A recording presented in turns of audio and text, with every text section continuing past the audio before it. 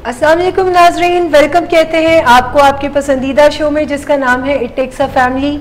और आज मुझे बहुत खुशी है ये बताते वक्त कि आज इस प्रोग्राम के 50वें प्रोग्राम तक हमारा सफ़र जो है वो मुकम्मल हो गया है। और आज के इस प्रोग्राम में हम अपनी गोल्डन जुबली जो है वो सेलिब्रेट करने की तरफ जा रहे हैं। और ये शो जो हमने डिज़ाइन किया है ऐसे तमाम अफराद के लिए जिनका कोई ना कोई प्यारा नशे की बीमारी का शिकार है। और इस प्रोग्राम के ज़रिए बहुत सारे लोगों को मदद भी फराहम की जा चुकी है और हमें आपका फ़ीडबैक भी मिलता रहता है जिससे पता चलता है कि आप इस प्रोग्राम से कितना फ़ायदा उठाते हैं। और आज का जो मौजू है ये बहुत ही यूनिवर्सल किस्म का मौजू है जिस पे कि बहुत सारे लोग हमें कांटेक्ट करते हैं और हमसे मदद भी मांगते हैं। तो मुझे यकीन है कि आज के प्रोग्राम से आपको वो मदद बराह रास्त हासिल होगी। ये मौजू है क्विटिंग स्मोकिंग के बारे में। सिगरेट स्मोकिंग हमारी सोसाइटी का बहुत ही बड़ा इशू है आजकल। अगर आप छोटे से छोटे बच्चों को भी देखें तो सिगरेट को इस तरह इस्तेमाल किया जाता है कि जैसे किसी कैंडी का दर्जा दे दिया गया हो, जबकि आज हम आपको बताएंगे कि इसके नुकसानात क्या हैं और फिर इसको छोड़ने के लिए अगर आपके अंदर आमादगी है तो फिर ऐसा क्या किया जाए कि आप इसे आसानी से छोड़ भी पाएँ। और आज के प्रोग्राम में दीगर शुरका के अलावा माहिर के तौर पर हमारे साथ मौजूद हैं हर प्रोग्राम की तरह मैडम उज़्मा सदाकत, जो कि विलिंग वेज की डायरेक्टर काउंसलिंग प्रोग्राम होने के साथ साथ पाकिस्तान की बेहतरीन माहिर नफ्सियात हैं और पहली पाकिस्तान की फैमिली इंटरवेंशनिस्ट भी हैं। तो अस्सलाम वालेकुम मैडम। वालेकुम अस्सलाम जी। कैसी है मैडम? बिल्कुल खैरियत। कैसा लग रहा है आज 50 प्रोग्राम्स का सफ़र ये तय करने जैसे ही आपने बात शुरू की कि आज हमारा जो 50th प्रोग्राम है तो मेरे जहन में हमारा फर्स्ट प्रोग्राम जो है वो आना शुरू हो गया। और ये तकरीबन सफ़र जो है ये 1 साल पे मुहित है जिसके दौरान हमने जो 50th प्रोग्राम तक हम पहुंचने के काबिल हुए। And it's a marvellous journey कि आप बिट बाय बिट पीसीस के अंदर जो हेल्प है वो थ्रू दिस मीडियम आप प्रोवाइड कर रहे होते हैं। बिल्कुल, और ये बड़ा यूनिक आइडिया था। जब मैंने भी ये प्रोग्राम शुरू किया तो मुझे मेरे दोस्तों से जो फीडबैक मिलता था उसमें काफ़ी अप्रिसिएशन थी। अब भी मैं जब फील्ड में जाती हूँ तो मेरे जो कोलीग्स हैं या जो लोग जिनके साथ मैंने कभी काम किया हो तो वो बहुत ज़्यादा अप्रिशिएट करते हैं और इस एक्ट को कि ये एक काइंडनेस है कि आप फ्री ऑफ कॉस्ट, असल सोशल वर्क ये है कि आप लोगों तक वो मालूमात पहुंचाते हैं जो कि शायद हमारे मुल्क में इतना रिवाज नहीं है कि साइंस को इतना ज़्यादा रीड किया जाए। अच्छा, मेरे ख्याल में जो लोग हमें इस मीडियम के थ्रू पहचानते हैं यानी फेसबुक के प्लेटफॉर्म के थ्रू हमें देखते हैं तो उन्हें लगता होगा कि ये जो बातें हम बता रहे हैं ये कोई वक्ती फ़ायदा उन्हें ज़रूर देंगी और शायद जो लंबे उनके घरों के अंदर पेचीदा मसले हैं उन्हें वो हल ना कर सकें। लेकिन बहुत सारे हमारे व्यूवर्स हमें बताते हैं कि इन प्रोग्राम्स के थ्रू, जिसमें मेरे प्रोग्राम्स शामिल हैं, डॉक्टर सदाकत के प्रोग्राम शामिल हैं और हमारे और साथियों के प्रोग्राम्स शामिल हैं, बहुत सारी फैमिलीज़ घर में ही अपने पेचीदा मसाइल को हल करने के काबिल हो जाती हैं अगर वो सीरियसली उन चीज़ों पे काम करना शुरू कर दें जो कि हम इन प्रोग्राम्स के दौरान बताते हैं। हमारे जितने भी क्लाइंट्स जो कि हमारे पास काउंसलिंग सर्विसेज के लिए आते हैं जिसके थ्रू वो अपने मुख्तलिफ मसाइल को हल करने की कोशिश कर रहे होते हैं तो यूजुअली वो फीडबैक देते हैं कि अब वही बातें कर रहे होते हैं जो आप हमसे बातें कर रहे होते हैं। तो मैं बताती हूँ कि ज़ाहिर बात है वही बातें हैं जो कि आप लोगों को बताई जाती हैं और उनका ख्याल ये होता है कि हमसे तो आप पैसे लेके बात कर रहे होते हैं जबकि फेसबुक पे आप फ्री ऑफ कॉस्ट ये सारी चीज़ें कर रहे होते हैं। बिल्कुल। सो डॉक्टर सदाकत अली की ये एक बड़ी उम्दा कोशिश थी, काविश थी कि फेसबुक के मीडियम को यूज़ करते हुए हम मैक्सिमम लोगों तक अप्रोच कर सकें और ख़ास तौर पे अवेयरनेस पर्सपेक्टिव में काम कर सकें।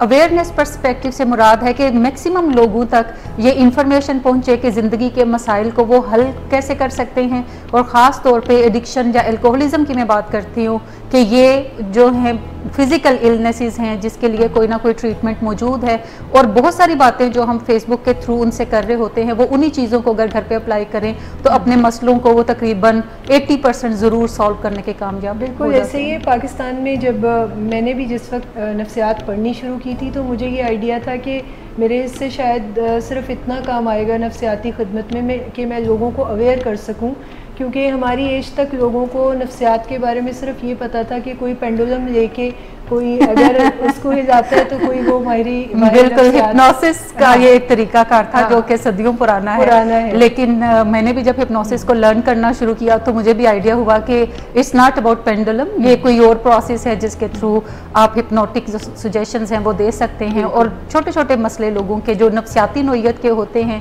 जिसके पीछे कोई फिजिकल चेंज ब्रेन के अंदर या बॉडी के अंदर नहीं होता, तो उन मसलों को आप थ्रू हिप्नोसिस जो है वो हल करने में कामयाबी हासिल करते हैं। साइंस के बारे में जो मिथ्स हैं, हमने इसके ऊपर एक प्रोग्राम भी किया था, तो जो मिथ्स हैं उससे टोटली साइंस का पर्सपेक्टिव चेंज है और ये बड़ा अब बेहतर दौर आ गया है। मेरे ख्याल में जब आपने मास्टर्स किया होगा या मैंने मास्टर्स किया होगा, ये काफ़ी पुरानी बात लगती है, ये 2 डिकेड्स पहले के किस्से हैं। सो 2 डिकेड्स पहले अगर हम देखें तो हमारे नफ्सियात की जो खपत थी वो सिर्फ कॉलेजेस तक महदूद थी। और जो भी बच्चे यूजुअली करते थे मास्टर साइकोलॉजी के अंदर, जिसमें ख़वातीन की बहुतात थी और मर्दों का शुमार जो था वो बिल्कुल उंगलियों पे गिनने के मुतरादिफ था।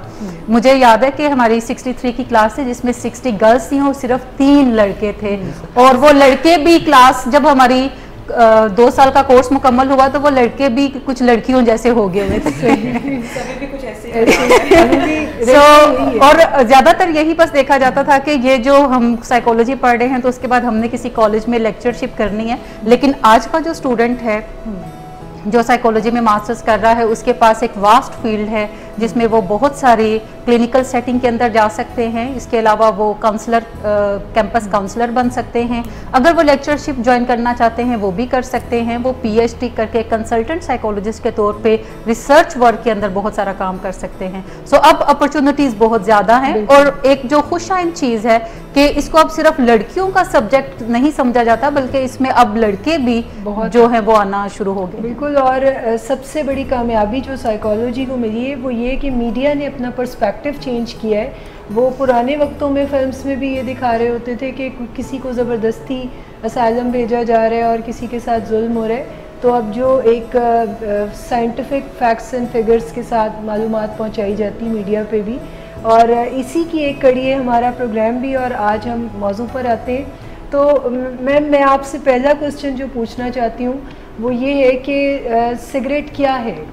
क्या ये कोई ड्रग है?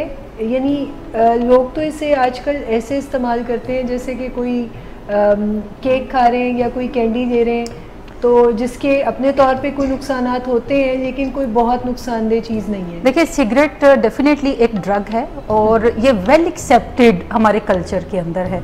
यानी हमारे कल्चर में ये बुरा नहीं समझा जाता अगर कोई घर में सिगरेट पी रहा है, बच्चों के सामने पी रहा है, या वो गाड़ी में अगर कहीं पे ट्रैवल लोग कर रहे हैं तो गाड़ी में कोई एक बंदा सिगरेट सुलगा लेता है और वो पीना शुरू कर देता है। हमारे यहाँ इसको ओके कंसिडर किया जाता है। It's okay to do smoking in front of your siblings, in front of your friends, in front of your mother specially, या बच्चों और बीवी के सामने। हमारे कल्चर में एक थोड़ी सी पॉजिटिव चीज़ ये ज़रूर है कि जब घर के बड़े होते हैं तो यूजुअली जो नौजवान तबका है वो उनके सामने स्मोकिंग से थोड़ा सा एतराज़ करते हैं, लेकिन वो स्मोकिंग ज़रूर करते हैं और वो घर के छत पे जाकर स्मोकिंग कर लेंगे, गली में जाकर स्मोकिंग कर लेंगे। लेकिन ये हमारी सोसाइटी में बड़ा वेल एक्सेप्टेड फैक्ट है कि लोग सिगरेट पियेंगे और आपने उसके ऊपर कोई एतराज़ नहीं करना। अगर आपको अच्छा नहीं लगता स्मोकिंग करना या ऐसी एनवायरनमेंट में रहना जहाँ पे सिगरेट का धुआं है, तो आप थोड़ा बहुत मुंह तो छुड़ा सकते हैं, लेकिन आप बरमला ये नहीं कह सकते उस शख्स को कि आप बराह करम उठकर तो किसी दूसरी जगह चले जाएं क्योंकि मेरे घर में जो सिगरेट है वो मना है।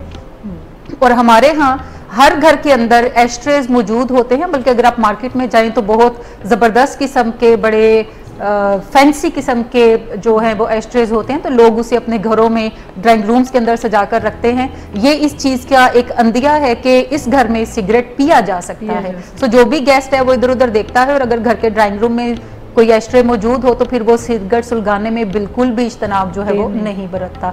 सो चाय और कॉफ़ी की तरह सिगरेट भी ड्रग है, लेकिन चाय और कॉफ़ी जितने हमारे यहाँ पसंदीदा हैं या वेल एक्सेप्टेड हैं, सिगरेट भी वैसा ही वेल एक्सेप्टेड ड्रग है। बिल्कुल। अच्छा, मैं ये जानना चाहती हूँ कि इसके नुकसानात क्या हैं?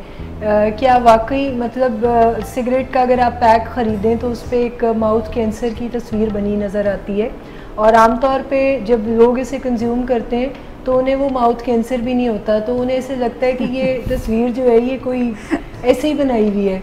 तो मैं चाहती हूँ आप मुझे हमारे देखने वाले को वो साइंटिफिक पर्सपेक्टिव बताएं कि असल में जब वो एक सिगरेट पीता है तो इनफैक्ट उसके अंदर होता क्या है।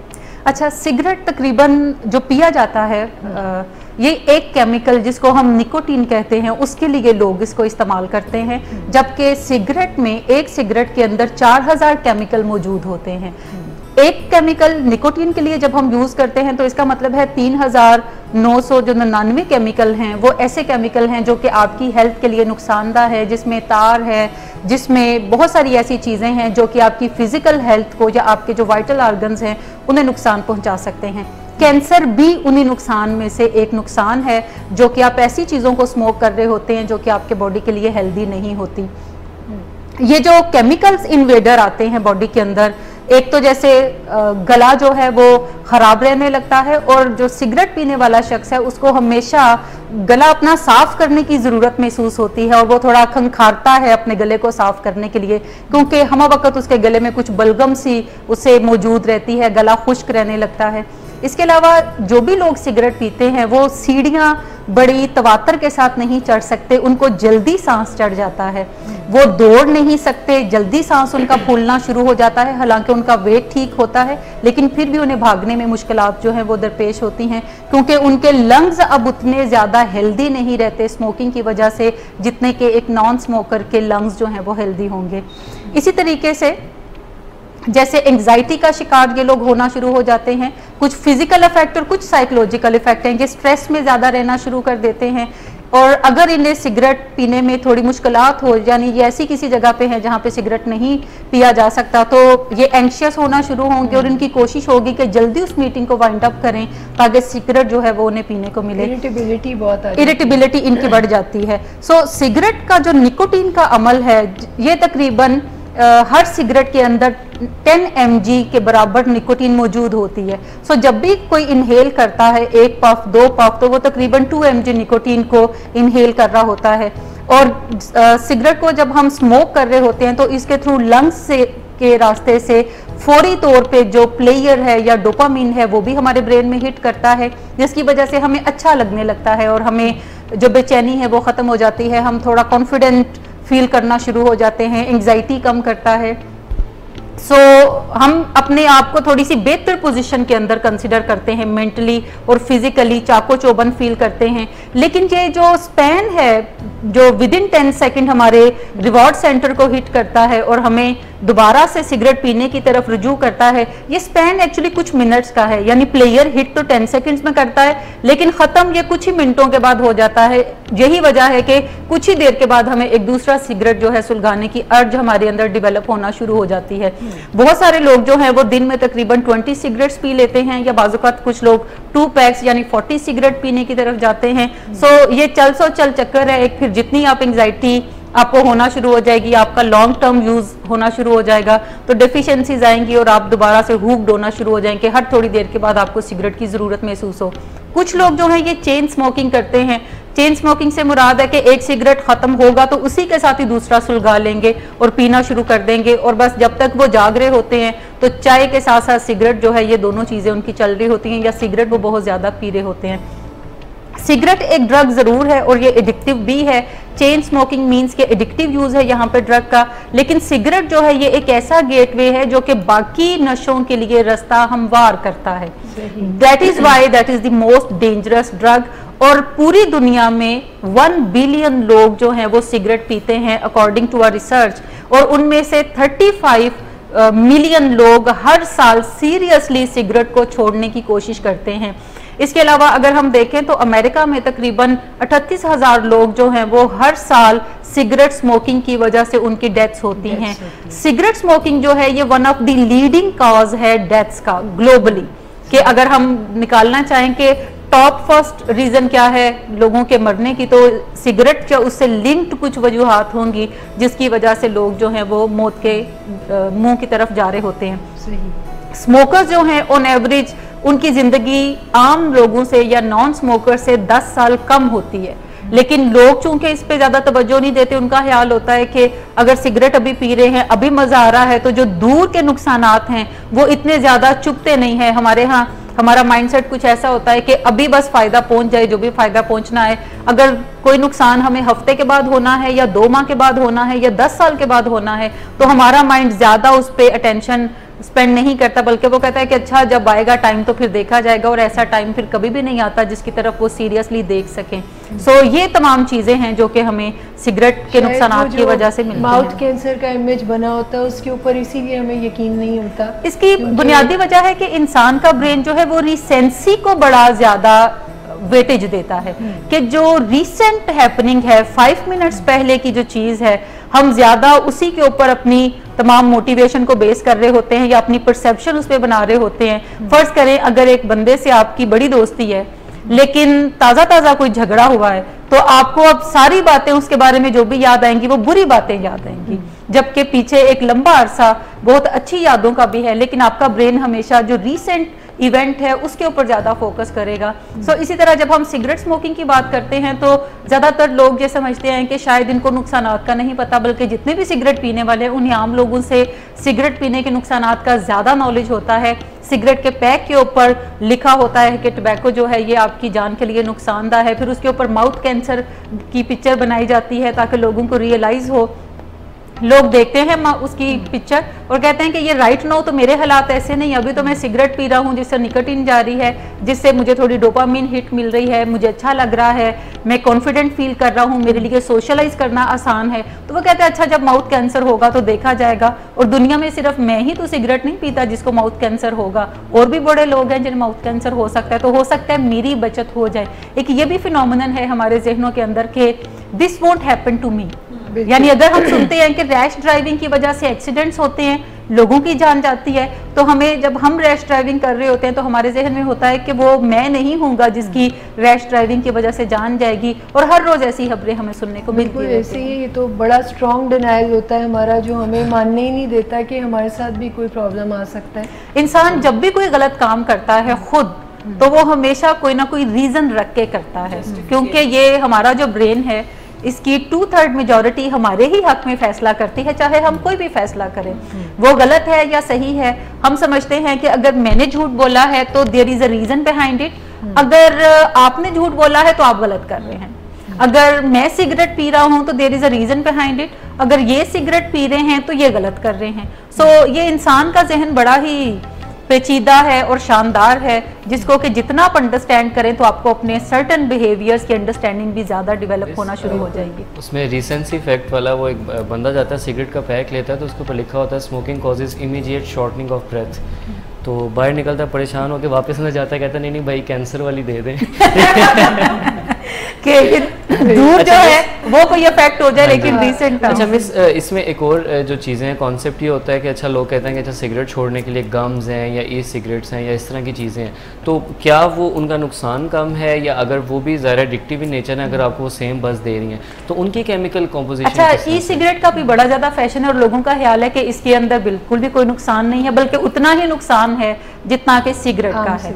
आप सिर्फ उसको फिल्टर करके पी रहे होते हैं, लेकिन टबैको आपके अंदर जा रहा होता है जो कि आप अपनी सांस के थ्रू इनहेल कर रहे होते हैं, या फिर आपका जो माउथ है उसकी मेम्ब्रेन के थ्रू भी बहुत सारा जो निकोटीन है वो आप अपने अंदर लेकर जा रहे होते हैं। That is a slow process. इसी तरह लोग च्युइंग टबैको की तरफ जाते हैं कि ये उतना नुकसान नहीं देगा, सिगरेट पीने से तो लंग्स खराब हो जाते हैं, तो च्युइंग से कुछ असर नहीं होगा, बल्कि मुंह की मेम्ब्रेन के थ्रू असर जाएगा। That is a slow process, लेकिन वो उतना ही डेंजरस है जितना कि आपके लिए सिगरेट पीना है। इसी तरह से शीशा है जिसमें लोगों का ख्याल है कि ये फ्लेवर्ड टबैको है, जबकि एक शीशा जो है वो 200 सिगरेट्स के तक उसके अंदर निकोटीन मौजूद होती है।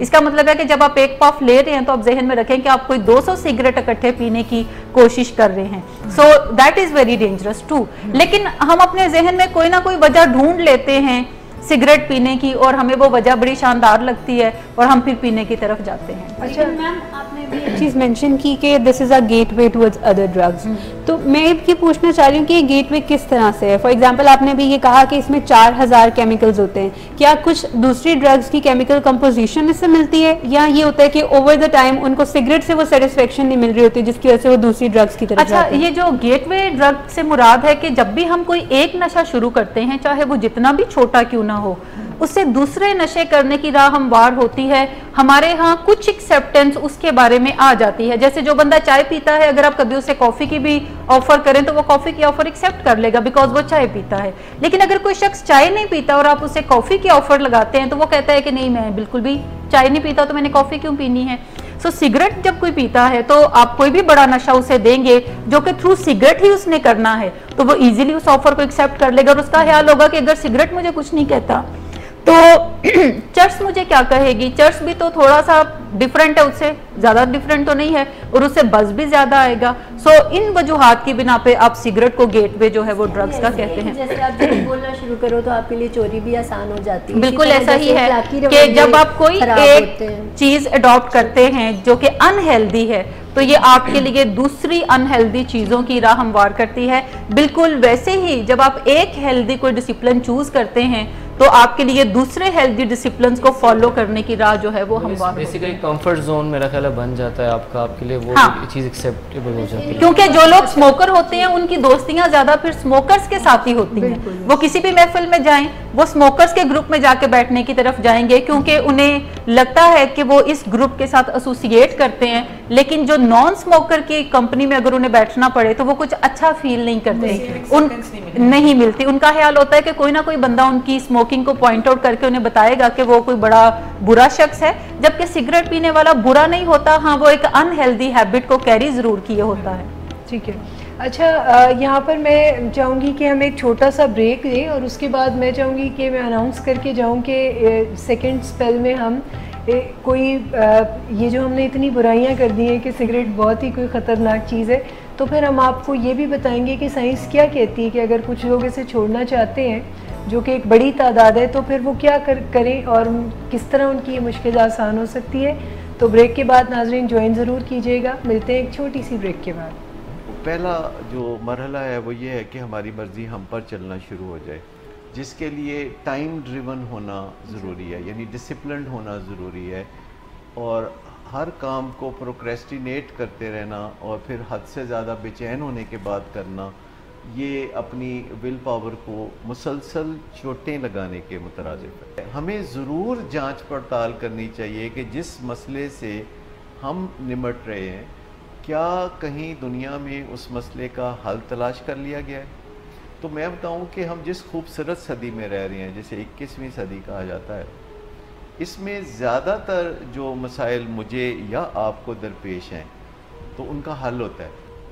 ये जो आगे वक्त आने वाला है तो वो ऐसी टेक्निक्स आने वाली हैं या ऐसे तरीके सामने आने वाले हैं जिसमें इंसानों को आसानी हो जाए कि वो जो करना चाहते हैं, अगर वो वज़न कम करना चाहते हैं तो वो कर लें, अगर वो सिगरेट छोड़ना चाहते हैं तो उन्हें कोई मुश्किल पेश ना आए और उनको सहारा ना लेना पड़े शराब का, चरस का या ड्रग्स का अपने मूड को बेहतर बनाने के लिए। उनकी मर्ज़ी उनके मूड पे भी चले।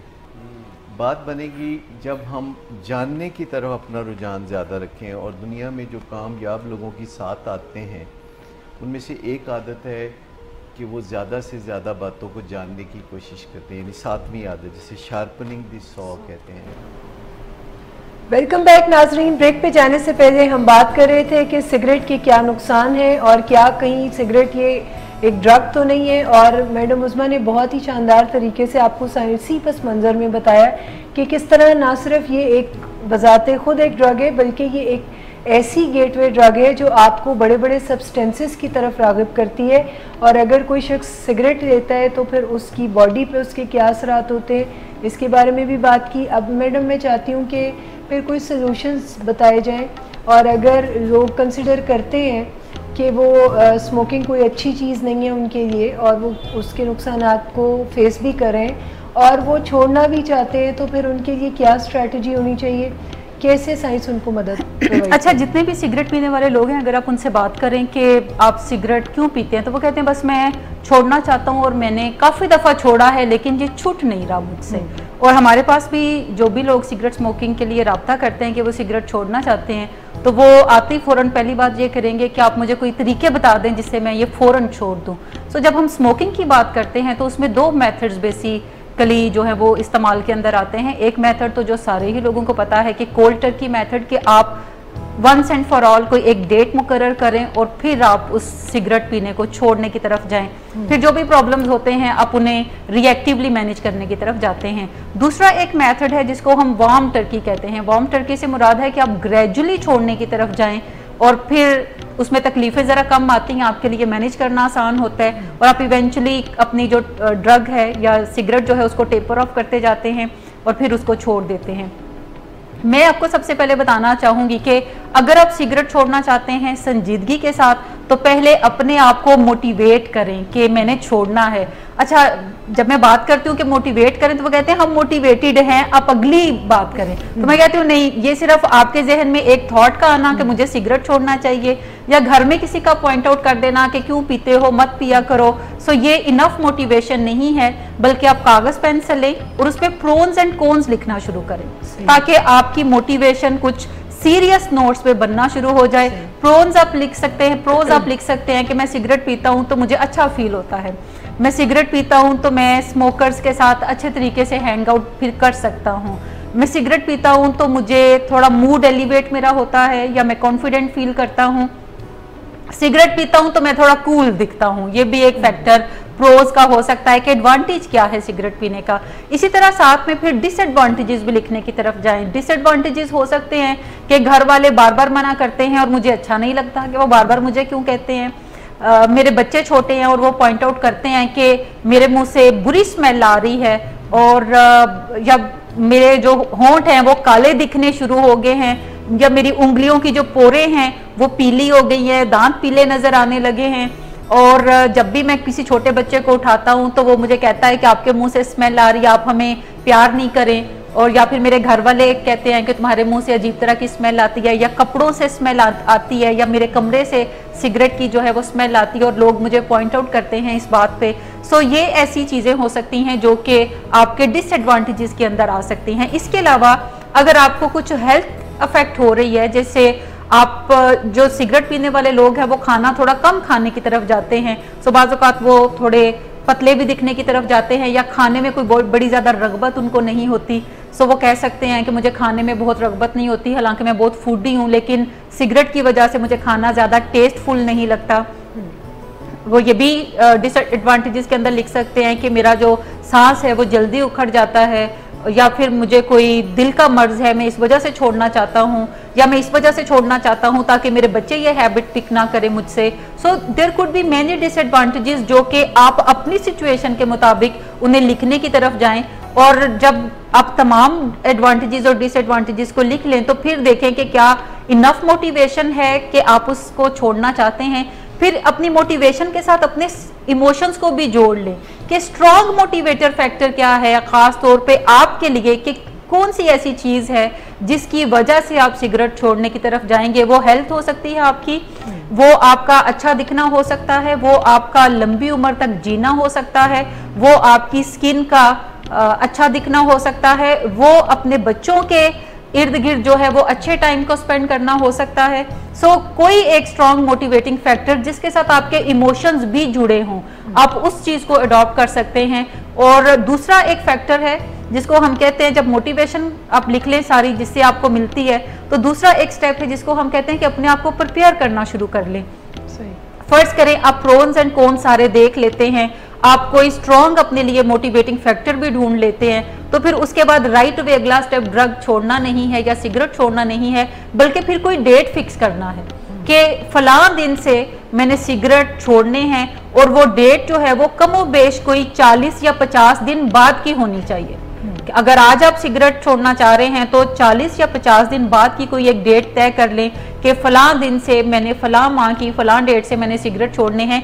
इन मीनवाइल जो 40 और 50 दिन का फ़र्क है उसमें अपने आप को थोड़ा तैयार करना शुरू करें और देखना शुरू करें कि क्या आपकी मर्जी आप पे चलती है, क्योंकि आप सिगरेट पीना नहीं चाहते आप फिर भी पीते हैं। सो अपनी मर्जी को बनाने के लिए आप सबसे पहले ये असेस करें कि पूरे दिन में आप कितने सिगरेट पीते हैं।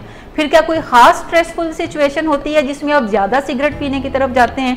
फर्ज करें अगर आप सुबह 10 सिगरेट, दोपहर में 10 सिगरेट और रात में 20 सिगरेट पीने की तरफ जाते हैं, तो मैं आपसे कहूँगी कि आप इनको इवनली डिवाइड कर दें, यानी तादाद कम ना करें लेकिन सिगरेट सुबह दोपहर शाम जो है वो इवनली डिवाइड कर दें कि सुबह आप 12 पी लें, दोपहर को 12 पी लें और रात को 12 पी लें या 15-15 कर लें, जितने भी आपके सिगरेट हैं। सेकेंडली आप देखें कि अगर आप खाने के बाद सिगरेट पीते थे तो खाने से पहले पीना शुरू कर दें, ठीक। अगर आपको चाय के फौरन बाद तलब होती है सिगरेट पीने की तो चाय के आधे घंटे के बाद पीना शुरू कर दें। यानी जिन जिन चीजों के साथ आपका सिगरेट पीना नथी हुआ है हैबिचुअली, उस हैबिट को ब्रेक करने की तरफ जाएं। इससे थोड़ी आसानी पैदा होगी आगे चल के आपके लिए सिगरेट छोड़ने के लिए। दूसरी चीज ये भी देखें कि जब भी स्ट्रेस होता है, आप सिगरेट पीने की तरफ जाते हैं तो स्ट्रेस को कुछ हेल्दी वे से मैनेज करने की तरफ जाएं। फर्ज कर लें कि अगर कोई स्ट्रेसफुल सिचुएशन है आपके लिए तो आपको लगता है कि अब मुझे सिगरेट की तलब हो रही है, तो सिगरेट की बजाय वॉक करने की हैबिट को अडॉप्ट करना शुरू कर दें। सो आप 40 से 50 दिनों में कोई 30 एक्सपेरिमेंट अपने साथ कर लें और देखें कि क्या ये एक्सपेरिमेंट्स कामयाब हैं। अगर तो कामयाब हैं तो इसका मतलब है कि जो डेट आपने डिसाइड की है उस पर आप अपनी सिगरेट की हैबिट को क्विट करने में कामयाबी हासिल कर सकते हैं। लेकिन अगर ये एक्सपेरिमेंटेशन में ही आपको मसले हो रहे हैं और आप नहीं कर पा रहे तो इसका मतलब है कि अभी आपको मजीद ट्रेनिंग की जरूरत है और अपनी एक्सपेरिमेंटेशन को जारी रखें। डेट अभी फाइनल जो है आपने रखी हुई उसको रखा रहने दें, लेकिन एक्सपेरिमेंटेशन कैरी ऑन करें एंड इवेंचुअली आप अपनी डेट चेंज कर सकते हैं या उस डेट पे फिर सिगरेट छोड़ने की तरफ भी जा सकते हैं। सो अपनी मर्जी अपने ऊपर चलाना शुरू कर दें और देखें कि क्या उसके मुताबिक आप चीज़ों को कर सकते हैं। फिर जो डेट आती है उसके ऊपर आप सिगरेट क्विट करने की तरफ जाएं और ये जहन में रखें कि जब भी आप सिगरेट छोड़ेंगे तो आपको कुछ नफ्सियाती मसाइल का सामना करना पड़ेगा, जिसमें से एक तो बेचैनी आपको होना शुरू हो जाएगी, आपका मूड जरूर चिड़चिड़ा होना शुरू होगा। आपको फर्ज करें अगर आप अकाउंट्स में हैं तो आपके लिए सिंपल मैथ करना भी मुश्किल होगा। यानी जो आप रूटीन में काम बड़ी उम्दगी से कर सकते हैं, सोच विचार के जो काम है उसमें आपको जरूर कोई ना कोई मुश्किल जो है वो पेश आ सकती है और बाज़ औक़ात छोटी छोटी बातें आपको भूलने की तरफ जाएंगी, नींद में प्रॉब्लम आने की तरफ जाएगी। ये बड़ी नॉर्मल सिम्टम्स हैं। जब भी आप क्विट करते हैं तो आपको सिगरेट का एक विड्रॉल फेज भी जरूर होता है, जिसमें ज्यादातर जो अलामतें होती हैं वो आपकी नफ्सियाती होती हैं, कुछ अलामतें आपकी जिस्मानी होती हैं। जैसे मोस्टली पेशेंट हमें ये बताते हैं कि खाना हजम नहीं होता या कॉन्स्टिपेशन उन्हें हो जाती है। हालांकि इस चीज का सिगरेट के साथ कोई ज्यादा कनेक्शन नहीं है, लेकिन चूंकि वो हैबिचुअली लोग कर रहे होते हैं चीजों को, सो आपका जो ब्रेन है वो कोई ना कोई उसके अंदर कनेक्शन बिल्ड कर लेता है और उसी के मुताबिक प्रोसेस करने लगता है। सो ये तमाम जो अलामतें हैं इन्हें भी आप मैनेज करने की तरफ जाएं। इसके अलावा आपको क्रेविंग होगी और क्रेविंग को देखें कि आपने कैसे मैनेज करना है। जैसे क्रेविंग जब भी होती है तो हमें दो टेक्निक्स को यूज करने की जरूरत है, या तो डिस्ट्रैक्ट करें अपने आप को या अपनी अटेंशन को अपने आप को डिस्टेंस कर लें। यानी जब सिगरेट आप तय कर लें कि मैंने छोड़ना है तो फिर आपके घर में कोई सिगरेट मौजूद नहीं होना चाहिए, आपके घर में कोई एस्ट्रे मौजूद नहीं होना चाहिए। ये तमाम चीजें अपने घर से उठाकर तो फिर बाहर रख दें और साथ में अपने किसी ऐसे फ्रेंड से रब्ता करें या घर का कोई फैमिली मेंबर आप ले लें जिसको अपने प्रोजेक्ट में शामिल करें और उसको बताएं कि आप सिगरेट छोड़ना चाह रहे हैं। और अगर आपको सिगरेट की वजह से कोई बेचैनी होगी या कोई मुश्किल पेश आएगी तो फिर आप उस बंदे से रब्ता करें और कहें कि मुझे ये प्रॉब्लम आ रहा है, आप मुझे सुजेस्ट करें कि मैं क्या करूं क्योंकि फिलहाल मुझे समझ नहीं आ रहा। सो वो शख्स जो है वो कोई ना कोई आपको अटेंशन डाइवर्ट करने की बता सकता है चीज़ के। वो कहता है अच्छा चलो हम दोनों फ़ोन पे बातचीत करते हैं, कोई हेल्दी टॉक करना शुरू कर दे, या वो कहता है कि अच्छा चलो मैं आ जाता हूँ और हम थोड़ी देर के लिए बाहर चले जाते हैं, या आप थोड़ी देर के लिए घर के अंदर ही वॉक कर लें, या आप कोई अपना फेवरेट टीवी शो लगाकर देखना शुरू कर दें, या कोई मूवी देख लें, या यूट्यूब पे कोई गाने सुनने की तरफ जाएं ताकि आपकी अटेंशन थोड़ी डाइवर्ट हो और आपके लिए उस क्रेविंग को मैनेज करना आसान हो। सो ये ऐसी चीज़ें हैं जो कि आपको प्रोएक्टिवली डील करने की ज़रूरत है और माइंड में रखने की ज़रूरत है कि ये मसले बाद में आएंगे। इन मसलों से घबराना नहीं है, बल्कि अगर आप परसिस्टेंटली इन्हें सॉल्व करने की तरफ जाएंगे और हेल्दी वेज यूज़ करेंगे अपनी चीज़ों को मैनेज करने के, तो ये 2 वीक्स के बाद जो है ये ख़त्म होने की तरफ जाएंगे। इसके अलावा एक और चीज़ जो कि स्मोकर्स हमें बताते हैं कि एक हैबिट उन्हें डेवलप होती है जिसके दौरान वो सिगरेट को लिट करते हैं, लाइटर से लाइटर निकालते हैं, लिट करते हैं और फिर स्मोक करते हैं। सो ये हैबिट भी उन्हें ख़त्म करने की ज़रूरत है। बाज़ औक़ात लोग सिगरेट छोड़ देते हैं लेकिन वो लाइटर अपनी पॉकेट में रखते हैं और अपनी तसल्ली के लिए बार बार उसको निकाल के तो ऑन करके देखते हैं और फिर एक दिन वो कहते हैं कि अच्छा सिगरेट भी पास रख लूँ। और मैं आपको बताऊं कि सिगरेट पास रखने से भी उनका जहन तेज़ी से चलने लगता है और फिर थोड़े ही दिनों के बाद वो सिगरेट जो है वो दोबारा सुलगाने की तरफ भी जाते हैं। सो लाइटर वगैरह, मैच बॉक्स अपने पास ना रखें, ताकि उन चीज़ों में कोई ना कोई हर्डल जब क्रिएट रहेगी तो आपके लिए सिगरेट पीना थोड़ा अपने लिए मुश्किल बनाने की तरफ भी जाएं। इवेंचुअली एक और चीज़ देखने में आती है कि अगर आप सिगरेट छोड़ने की तरफ जाएंगे तो आपको कोई ना कोई हेल्दी हैबिट्स जो हैं वो ज़रूर डेवलप करने की ज़रूरत होगी, क्योंकि सिगरेट कोई फिलर है जो आप अपनी ज़िंदगी के दरमियान कुछ ऐसे मोमेंट्स को जो कि हाली होते हैं उन्हें फिल करने के लिए पी रहे होते हैं। सो कुछ ना कुछ हेल्दी एक्टिविटीज अपने आप को इंट्रोड्यूस करवाएं और उन्हें प्रैक्टिस भी करना शुरू करें, चाहे शुरू में दिल नहीं चाहता लेकिन आप प्रैक्टिस करना शुरू करें ताकि इवेंचुअली फिर चीज़ें आपके लिए आसान हो जाएं। सो ये चंद चीज़ें हैं। और एक और चीज़ जहन में रखें कि फर्ज करें अगर आप प्रैक्टिस कर रहे हैं सिगरेट छोड़ने की एंड आफ्टर अ मंथ आप एक सिगरेट पी लेते हैं तो उस पर नादिम ना हो, समझें कि ये प्रोसेस का हिस्सा है और फिर आप अपना जो सफ़र है उसको दोबारा से कंटिन्यू कर दें। हार्शली जज ना करें अपने आप को। फिर अगर आपको 1 माह के बाद दोबारा सिगरेट पी लेते हैं, एक तो अपने आप को कहें कि कोई बात नहीं, मैं दोबारा से अपना जो सफ़र है उसको कंटिन्यू करता हूँ। इवेंचुअली स्मोकिंग जो है वो आपकी ज़िंदगी से फिर आहिस्ता आहिस्ता निकल जाती है। But give yourself some time. अगर आप 10 साल से स्मोकिंग कर रहे हैं तो ये कोई 10 दिनों की बात फिर नहीं है सिगरेट छोड़ना। कम से कम इसको कोई 4 से 6 महीने का प्रोजेक्ट बनाएं और फिर इसको छोड़ने की तरफ जाएं। बिल्कुल, लेकिन ये एक ट्रेट भी होता है एडिक्शन का जिसमें इम्पल्सिविटी बहुत हद से ज़्यादा गुजर जाती है और हमें कोई क्विक फिक्स चाहिए होता है। हमें लगता है कि चीज़ों को फिर फ़ौरन ठीक हो जाना चाहिए। तो इसको कैसे, इम्पल्सिविटी को कैसे डील किया? अच्छा, जैसे इम्पल्सिविटी की बात है तो हमें ज़रूर, जैसे मैंने कहा कि कोई ना कोई हर्डल क्रिएट करें। यानी आप अगर कोई काम नहीं करना चाहते तो उसमें थोड़ी सी भी अड़िच डाल दें, थोड़ा सा भी हिंड्रेंस क्रिएट कर दें तो वो उस चीज़ को करना थोड़ा मुश्किल बना देती है। जैसे अगर आप खाने पीने के बहुत ज़्यादा शौकीन हैं तो आप नीचे वाली मंजिल पे फ्रिज पड़ी है और आप ऊपर हैं तो आपके चांसेस कम है नीचे जाके खाना खाने के। लेकिन अगर आप जिस मंजिल पे रहते हैं उसी मंजिल पे फ्रिज है और वो भरी हुई है चीज़ों से, तो अब आपके खाने के चांसेस जो हैं वो थोड़े ज़्यादा बढ़ जाएंगे। फिर आप जब मार्केट में खरीदारी करने के लिए जाते हैं तो आप खाना खरीद कर ही कम लाते हैं ताकि आप कम खाने की तरफ जाएं, क्योंकि जब भी आपको क्रेविंग होगी फूड की तो आपके लिए ये थोड़ा मुश्किल होगा कि मैं अभी घर से निकलूं, मार्केट जाऊं और जाकर मैं कोई चीज़ खरीदूं और फिर मैं उसको खाने की तरफ जाऊं। सो इम्पल्सिविटी के लिए आपको थोड़ी स्ट्रक्चर से हेल्प लेनी पड़ेगी। स्ट्रक्चर से मुराद है कि आपके करीब सिगरेट मौजूद ना हो, घर में कोई और सिगरेट पीने वाला अगर है तो आप उससे कहें कि मैं चूंकि सिगरेट छोड़ने की कोशिश कर रहा हूं, सो बराए मेहरबानी आप अपने पास सिगरेट ज्यादा ना रखा करें, सिर्फ उतना ही रखा करें जितना कि आपने एक वक्त में पीना है और घर से बाहर जाकर पीना शुरू कर दें ताकि मुझे थोड़ी सी हेल्प मिले। सो ये आप अपने स्ट्रक्चर में कुछ ऐसे पॉजिटिव चेंजेस कर सकते हैं जिससे कि थोड़ी हेल्प मिल सकती है। आप अपने स्पाउस को बता सकते हैं कि मैं सिगरेट छोड़ने की कोशिश कर रहा हूँ, बच्चों को बता सकते हैं कि मैं कर रहा हूँ। जब भी क्रेविंग हो कि मैं अभी उठकर तो सिगरेट खरीद कर लेकर आऊँ तो अपने बच्चों की तरफ रुजू कर लें।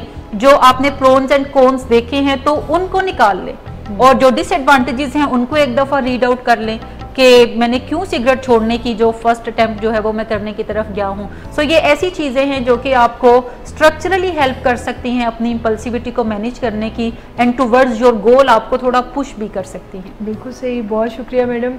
और इसके अलावा मैं थोड़ा सा इस हवाले से और जानना चाह रही हूँ कि जब स्मोकिंग हम छोड़ते हैं तो ये जो ह्यूमन नेचर है कि हम मेमोरी हमारी बहुत ज़्यादा यानी memory just like a drum है, जो चीज़ें नीचे जाती हैं फिर वो हम भूल जाते हैं। जैसे आपने एक टिप तो ये भी दिया कि हम रिटेंशन के लिए उस प्रॉज एंड कॉन्स के पेज को रिवाइज़ कर सकते हैं। और ऐसा हम क्या कर सकते हैं? क्या कोई ग्रुप भी हमें हेल्प कर सकता है? क्या हम कोई ऐसी एक्टिविटी भी प्लान कर बिल्कुल सकते हैं? भी ग्रुप हेल्प कर सकता है, जिसमें पाकिस्तान में तो ऐसा कोई ऐसे ग्रुप्स अवेलेबल नहीं है, लेकिन अगर आप फेसबुक पे जाएं तो वहाँ पे ऐसे बहुत सारे ग्रुप्स आपको मिल जाएंगे जो कि नॉन स्मोकर्स के होंगे या ऐसे लोगों के जो कि स्मोकिंग छोड़ने की एफर्ट्स कर रहे हैं। सो आप उन ग्रुप्स में ज्वाइन कर सकते हैं जिससे कुछ ना कुछ आपको हेल्प मिलेगी।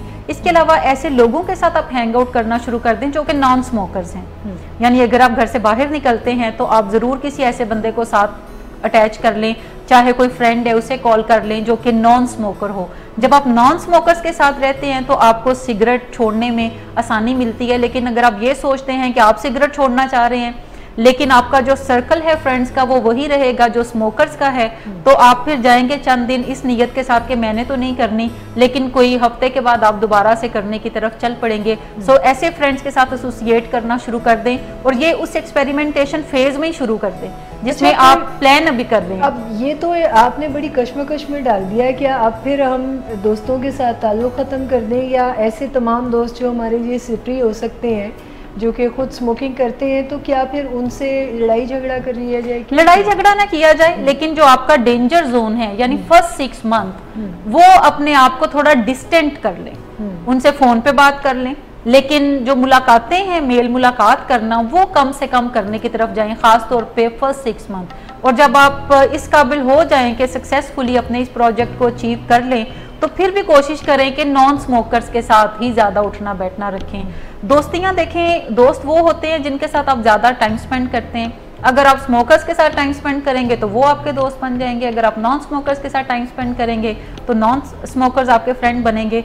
और फ्रेंड्स को हमेशा थोड़ा एवेल्युएट भी करते रहना चाहिए। जो फ्रेंड्स काम के नहीं हैं, रिडंडेंट हैं, आपके लिए कोई हेल्दी हैबिट जनरेट करने में हर्डल क्रिएट करते हैं और आपका तहैया है कि मैंने कोई हेल्दी लाइफस्टाइल की तरफ जाना है, तो फिर ऐसे फ्रेंड्स को छोड़कर जो हेल्दी लाइफस्टाइल वाले फ्रेंड्स हैं उनकी तरफ रुजू करने की तरफ। अच्छा, क्या कोई असर्टिव टेक्निक भी हो सकती है कि उन फ्रेंड्स को बड़े एहतराम के साथ ये बताया जाए कि हम आपसे थोड़ा सा टाइम अपार्ट गुजारना चाहते हैं? कोई ऐसी भी टेक्निक आप बता सकते हैं बिल्कुल कि मैं सिगरेट छोड़ना चाह रहा हूँ because of my own reasons, और मैं चाहूँगा कि आपकी मुझे कुछ सपोर्ट मिले, और वो सपोर्ट ये है कि आप मुझे डिनर्स पे इनवाइट मत करा करें, आप मुझे अगले 6 माह तक जो है वो फ्रेंड्स की गैदरिंग में इनवाइट ना करें ताकि मुझे टेम्पटेशन ना हो। और अगर आप ऐसा करेंगे तो मैं आपके लिए बड़ा शुक्रगुजार हूँगा, क्योंकि ये मेरे लिए एक बड़ी सपोर्ट होगी आप लोगों की तरफ से, फ्रेंड्स की तरफ से, जो कि मुझे सिगरेट छोड़ने में हेल्प देगी। सो आप अपने फ्रेंड्स को भी ये कन्वे कर सकते हैं। और अगर आपको लगता है कि आप बातचीत नहीं कर सकते और ये फ्रेंड्स के दरमियान मौजूद रह के मत करें, बल्कि टेलीफोन पे ही करें, और आपको अंदाज़ा होगा कि वो कितने कोई सपोर्टिव हैं। और अगर वो कहते हैं कि हम तुम्हें बिल्कुल भी नहीं बुलाएंगे, तो फिर इसका मतलब है कि ठीक है। लेकिन अगर वो कहते हैं कि ये कौन सी बात है कि तुम फ्रेंड से नहीं मिलोगे और तुम सिगरेट छोड़ने की कोशिश कर रहे हो, मिलते जुलते रहो, हाँ तुम ना पिया करो, तो फिर ये कोई अच्छा मशवरा नहीं है। फिर ऐसे फ्रेंड्स को थोड़ा दूर करना शुरू करते हैं। सही, यानी आप साबित भी हो जाता है कि वो किस हद तक वो आपके लिए सपोर्टिव फ्रेंड्स हैं इस प्रोजेक्ट में या नॉन सपोर्टिव। बिल्कुल ठीक है। फैमिली कैसे हेल्प कर सकती है और क्या एक्सपेक्ट करे जब बंदा उस फेज में है जब वो छोड़ आए? अच्छा, फैमिली को ज़रूर इन चीज़ों का अंदाज़ा होना चाहिए कि इस बंदे का मूड जो कि सिगरेट छोड़ने की कोशिश कर रहा है, इसका मूड थोड़ा ख़राब रहने की तरफ जाएगा, ये छोटी छोटी बात पे झुंझलाएगा, ये थोड़ा खाने पीने में उसकी रगबत थोड़ी बढ़ जाती है, और ये वो इरा है जिसके अंदर वो वेट भी ज़्यादा गेन करने की तरफ जा सकता है। सो फैमिली उसको सपोर्ट कर सकती है कि वो वेट गेन से बच जाए और खाने पीने में हेल्दी चीज़ें दे उन्हें। इसके अलावा ऐसी चीज़ें जो कि मूड को ज़्यादा एलिवेट करती हैं, लाइक शुगर है, कोल्ड ड्रिंक्स हैं, उनसे थोड़ा इज्तनाब करने की तरफ जाए, बल्कि प्लेन वाटर या जूसेस जो विदाउट शुगर जूसेस हैं वो ज़्यादा पीने की तरफ जाए, या फल ज़्यादा खाने की तरफ जाए। सो फैमिली सपोर्ट कर सकती है। इसके अलावा ऐसे लोगों को नींद में काफ़ी मुश्किलात होती हैं, सो कोई ना कोई वॉक की हैबिट अपने स्पाउस के साथ जनरेट की जा सकती है, या नींद को थोड़ा बेहतर बनाने के लिए रात में जैसे दूध का एक गिलास पीने की तरफ जाएं, या रात को बाथ लेने की तरफ जाएं और सोने से पहले बात लें, तो उससे भी अच्छी नींद आपको आने की तरफ जाती है। एक कॉन्सेप्ट मुझे बताइएगा जो हम बड़ा सुनते हैं कि जो पैसिव स्मोकर्स हैं, यानी जो लोग हैं आसपास के, वो ज़्यादा अफेक्ट हो रहे होते हैं स्मोकर की जगह, तो क्या ये सच है इसमें? बिल्कुल, ये बड़ा ही अहम मसला है जिसके ऊपर बहुत सारे मुल्कों में काम हो रहा है। और अब अगर अमेरिका की बात हम करें तो वहाँ पे स्मोकिंग जो है वो अलाउड नहीं है पब्लिक प्लेसेस पे, जिसका मतलब है कि आपको कोई इक्का दुक्का बंदा बाहर खड़ा सिगरेट पीता नजर आएगा, लेकिन लोग घरों में भी बाजुकात मेंशन करते हैं कि स्मोकिंग आप ना पिएं, ना करें स्मोकिंग। इसके अलावा रेस्टोरेंट्स में स्मोकिंग अलाउड नहीं है। जो भी क्लोज प्लेसेस हैं, वो गाड़ी है, वो घर है, वो ऑफिस है, वहाँ पे वो अलाउड नहीं करते। सिर्फ ऐसे ही घरों में स्मोकिंग लोग कर रहे होते हैं जो कि खुद भी स्मोकर होते हैं, दोनों स्पाउस जो हैं वो स्मोकर होते हैं। हमारे यहाँ कानून ये ज़रूर मौजूद है कि लोग पब्लिक प्लेसेस पे स्मोकिंग नहीं कर सकते, लेकिन जैसे और बड़े सारे कवानीन की हमारे यहाँ धज्जियाँ उड़ाई जाती हैं, तो इस कानून के साथ भी सेम ही हाल है कि इस कानून की इम्प्लीमेंटेशन नहीं है। लेकिन ये बड़ी दुरुस्त बात है कि जो नॉन स्मोकर हैं वो स्मोकर से भी ज़्यादा अफेक्ट हो रहे होते हैं। क्योंकि स्मोकर का धुआं उसके बच्चे बीवी जब खींच रहे होते हैं तो वो तकरीबन उतने ही सिगरेट वो भी पी रहे होते हैं विदाउट एनी अटेम्प्ट जितने के स्मोकर पी रहा होता है। जो हेल्थ इफेक्ट्स स्मोकर के ऊपर होते हैं वही सिमिलरली हेल्थ इफेक्ट्स जो हैं वो नॉन स्मोकर्स के ऊपर भी होते हैं, और ख़ास तौर पे छोटे बच्चों के अंदर एज़मा बड़ी जल्दी डेवलप हो जाता है due to non second hand smoke की वजह से। और इसी तरीके से दिल के अमराज हैं, लंग्स के अमराज हैं जो कि सेकेंड हैंड स्मोकर्स के अंदर डेवलप हो जाते हैं। ख़वातीन ख़ास तौर पे बड़ी इसके अंदर आती हैं, वो ख़वातीन जो प्रेग्नेंट होती हैं उनके ऊपर काफ़ी इफेक्ट होते हैं, उनके बच्चों की जो डेवलपमेंट है वो प्रॉपर नहीं हो सकती। ऐसी ख़वातीन की जो कि हम वक्त ऐसी जगहों पे रहती हैं जहाँ पे इर्द गिर्द लोग जो हैं वो सिगरेट पीने की तरफ जा रहे हैं। अच्छा, आप लोगों में से कोई सवाल पूछना चाहें? ठीक है, बस मैं मेरा आखिरी सवाल आपसे यही है कि समटाइम ऐसा भी देखा गया है कि लोग एफर्ट करके स्मोकिंग छोड़ते हैं और काफ़ी लंबा अरसा, जैसे आपने बताया 6 मंथ का टाइम पीरियड, और उसके बाद भी कभी कभी उनको विड्रॉल्स आते हैं या यूफोरिक रिकॉल्स आती हैं या कोई ना कोई सॉफ्ट कॉर्नर कभी ना कभी डेवलप हो जाता है। इसका क्या किया जाए, यानी इस रिकवरी को लॉन्ग टर्म कैसे डेवलप किया जाए? देखिए, लॉन्ग टर्म रिकवरी को डेवलप करने में जो लाइफस्टाइल चेंज है वो बहुत इंपॉर्टेंट रोल प्ले करता है। यानी अगर आप ये समझते हैं कि असल मसला सिर्फ सिगरेट है और आपका जो लाइफस्टाइल पहले था वैसा ही बाद में रखेंगे, जो फ्रेंड्स पहले थे वही बाद में रखेंगे, जो एक्सरसाइज ना करने की हैबिट थी वही रखेंगे, जो पॉजिटिव थिंकिंग की हैबिट है वो नहीं रखेंगे, नेगेटिव थिंकिंग की हैबिट, छोटी छोटी लड़ाई झगड़ों में पड़े रहेंगे तो फिर मुश्किल होगा। जब आप कोई एक सक्सेसफुल अटेम्प्ट करते हैं सिगरेट छोड़ने की तो उसके साथ साथ लाइफस्टाइल चेंज जो है वो बड़ा इंपॉर्टेंट है। लाइफस्टाइल चेंज ऐसी चीज़ है जो कि आपके इस प्रोजेक्ट को जिंदगी भर के लिए कामयाबी से हमकनार कर सकता है, जिसमें आप अपने इर्द गिर्द के लोगों को, जो दोस्त अहबाब हैं वो बदलते हैं, ज़्यादातर उन लोगों के साथ हैंग आउट करते हैं जो नॉन स्मोकर हैं, घर के अंदर ज़ीरो टॉलरेंस डेवलप करते हैं सिगरेट के बारे में, और आपके घर में भी कोई बंदा जब आता है तो आप उन्हें अच्छे तरीके से बता देते हैं कि हमारे घर में सिगरेट पीना अलाउड नहीं है। अगर आप सिगरेट पीना चाहते हैं तो आपको काइंडली घर से बाहर जाना पड़ेगा, घर से बाहर जाकर सिगरेट पीकर तो आप बेशक आ जाएं। और जब आप सिगरेट छोड़ने की एफर्ट खुद भी कर रहे हैं तो ये रूल आपको काफ़ी हेल्प कर सकता है कि अभी आपने सिगरेट पीना छोड़े नहीं तो आप पहले से ही अपनी हैबिट डेवलप कर लें कि जब भी सिगरेट पीना हो घर से बाहर जाकर गली में सिगरेट पिएं, और घर से भी कोई 1 मील के फासले पर जाकर सिगरेट पिएं ताकि उसका स्मोक जो है वो डिस्टर्ब ना करे कम्युनिटी को। अगर आप ये हैबिट डेवलप कर लेंगे तो आपके लिए सिगरेट छोड़ना बड़ा आसान है, क्योंकि जब भी थॉट आएगी मैं सिगरेट पीऊँ और अगली थॉट ये आएगी कि मैंने घर से बाहर जाकर पीना है और कोई 100 मीटर फासले पे जाके पीना है, तो फिर आप कहेंगे कि चलो रहने दो, अभी थोड़ी देर के बाद देखूंगा, अगर फिर मूड बना तो फिर पी लूंगा।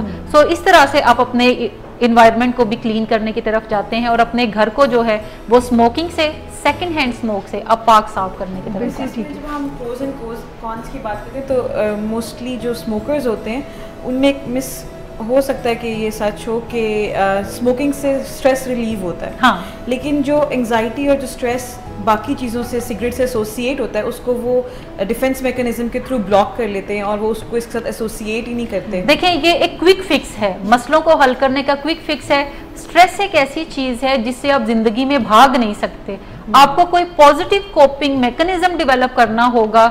एवरीडे लाइफ के अंदर जो स्ट्रेस आता है थ्रू एनवायरनमेंट, या फिर हमारा बॉडी भी हर रोज स्ट्रेस प्रोड्यूस कर रहा होता है, चाहे हम सिगरेट पिएं या ना पिएं, क्योंकि स्ट्रेस का डायरेक्ट लिंक है कि हम खाते क्या हैं। अगर हम जंक फूड खा रहे हैं हमारे बॉडी में ज़्यादा स्ट्रेस डेवलप हो रहा है, अगर हम हेल्दी फूड खा रहे हैं तो हमारे बॉडी में स्ट्रेस जो है वो कम डेवलप हो रहा है। यही वजह है कि हमें फिजिकल एक्टिविटी को ज़्यादा बढ़ाने की ज़रूरत है ताकि स्ट्रेस डेली बेसिस पे रिलीफ भी होता रहे। जो लोग स्मोकर्स होते हैं उनके बॉडी जो है वो आम बंदे की बॉडी की निस्बत ज़्यादा स्ट्रेस प्रोड्यूस करते हैं। सो इसका मतलब है कि उन्हें तो वॉक करना ज़रूरी है और हफ्ते के 7 दिन ही वॉक करने की ज़रूरत है ताकि वो स्ट्रेस को मैनेज रखें। और फिर इसके अलावा कोपिंग स्ट्रैटेजीज सीखें, प्रॉब्लम सॉल्विंग स्किल को लर्न करने की तरफ जाएं। कोई मसला है तो कैसे हल करें, क्या खुद ही सोचते रहें, मशवरा कर लें या किसी माहिर से मशवरा कर लें जो उस मसले के बारे में ज़्यादा इंफॉर्मेशन रखता है। That could be lawyer, that could be psychologist, that could be अपना कोई सीनियर जो कि जिस भी किस्म का मसला है उस मसले के बारे में उसके माहिर से मशवरा कर लें ताकि आप उसको सॉल्व करने की तरफ जाएं। बिल्कुल ठीक है, बहुत शुक्रिया। मुझे यकीन है कि नाज़रीन आज के प्रोग्राम से आपने बहुत फ़ायदा उठाया होगा, क्योंकि स्मोकिंग हमारी सोसाइटी का एक ऐसा इशू है जो कि तकरीबन हर घर का प्रॉब्लम है। कोई ना कोई घर का फ़र्द इस प्रॉब्लम का शिकार ज़रूर होता है। और आज के प्रोग्राम से ऐसी बहुत सी मालूमात आपको मिली होंगी जिसमें आप न सिर्फ ये कि ख़ुद अपनी मदद आप कर सकते हैं बल्कि अपने किसी प्यारे की मदद भी कर सकते हैं। और आज के प्रोग्राम से